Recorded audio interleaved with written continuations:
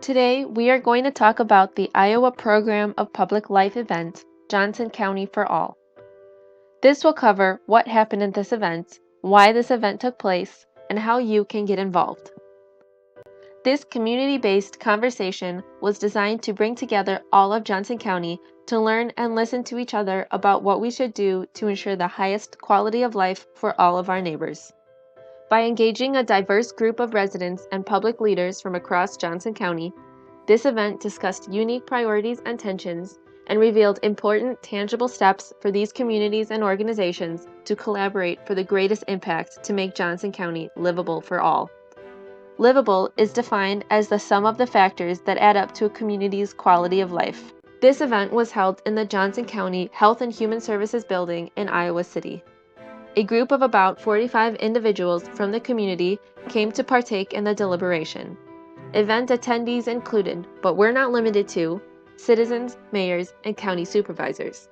Utilizing the World Cafe method, a facilitator led participants in small roundtable discussions organized around 3 central questions.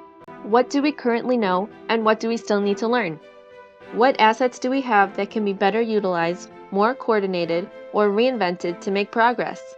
And third, what opportunities do we see emerging from this conversation? Participants were seated in groups of 5 to 6 people, with a student note-taker capturing new ideas and tensions that emerged from each round. Facilitators used pre-designed probing questions to encourage participants toward dialogic and deliberative outcomes, as opposed to expressive and conversational ones. Participants began in one group while discussing the first question, but in order to mix the interactions and cross-pollinate insights and ideas, participants were asked to move to a new group for the second and the third rounds of discussion. After 3 rounds of discussion ended, participants were given the opportunity to choose what they wanted to discuss next in an open space discussion. If participants had an idea they particularly wanted to discuss, they were given the chance to write it on a poster during the lunch break. Each individual was given a small dot sticker to add to the poster topic of their choice. The group then broke up into small sections based on these topics, sat throughout the building, and had one participant in each group serving as a discussion facilitator. These topics ranged from more living wage initiatives, such as apprenticeships, training, and outreach, to drafting a housing bill of rights. Round 1. Major themes that emerged during this round of conversations included transportation difficulties, lack of affordable housing, and the disconnect of urban and rural areas across Johnson County. In regards to transportation, many participants expressed that the public bus system needs to be updated. Given this system seems to be the most popular transportation option for many community members, people agreed that there needs to be longer bus routes, and they should expand wider in distance to accommodate late work schedules, weekend hours, and other geographic locations that do not have accessible bus stops. While people feel strongly about updating the bus system, people also wanted to find ways in which cities like Coralville, North Liberty, Cedar Rapids, and other rural areas can be connected more efficiently.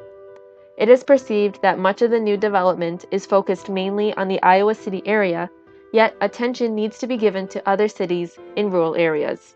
People also expressed that they want neighborhoods that are walkable and bikeable to major attractions, such as the downtown Iowa City area.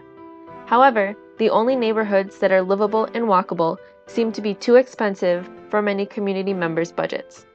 According to many participants, the land prices are too expensive near the downtown area and feel students are the only ones who are able to afford that property. These ideal properties, ones that are walkable and bikeable to the downtown area, are perceived to be only for students and not accommodating to larger and low-income families. Round 2. This round focused on the assets that we have in Johnson County and what we can do to better utilize these so they are being used to their full potential. Assets can be divided into categories such as individuals, associations, institutions, physical assets, and connections. This is also known as Asset-Based Community Development, or ABCD for short. The university is the largest entity in Iowa City. It is home to over 30,000 undergraduate students, which makes up almost half of the city's population.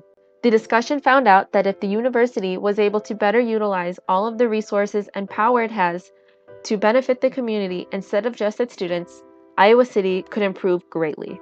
While the city is made up of mainly a Big Ten university, it is easy to feel alienated if one is not a student. It is also possible for the university to be the one to bring smaller communities together and help Johnson County feel like a collective instead of a group of small towns. Some believed that the affordable housing options were not affordable enough, and when there were affordable options available, they were rented out immediately to students. Some believed that more resources should be put towards low-income housing and community development instead of what feels like benefiting only the students at the university. The participants were proud of the volunteer spirit that exists in Johnson County. However, to them it seems as if each agency is working against each other. Specifically, one participant wants to see more communication between each crisis center and food pantries. Some felt that the leadership of these agencies should be in charge of empowering people to get involved. Some were looking for more extension work in community schools, such as after-school programs, nutrition education for child care providers, or community-based mentoring. Perhaps if this was to happen, more people would be helped overall and the volunteer spirit would become stronger. It is easy to only want to talk about the negative aspects of a problem, but it's important to remember what assets we have that can help make this problem better. Round 3. One issue that concerned the participants was the lack of communication between entities in the community. One possible opportunity they saw as a solution for improved communication was an elect board filled with community members, one representing each city. Participants also agreed, however, that to have more open communication between organizations means the possibility of less security for personal informations. One of the best services that the participants didn't believe the community has utilized enough was the growth in technology. One idea was proposed to create an app that has all the information about all the local resources and services available for citizens of Johnson County. One noted trade-off to this proposal was the necessity of a smartphone. The concern was the possible isolation of those who may not be able to afford such a device. Discussion also arose on the lack of diversity in the community. Participants wanted to see an effort for more diverse groups in the community. There are many young, able people of all ethnicities that have the desire to get involved but do not feel that their help is wanted. One participant stated, "Many don't want to be involved because they don't feel heard." The solution to this sensitive concern was public outreach among those who do not feel heard.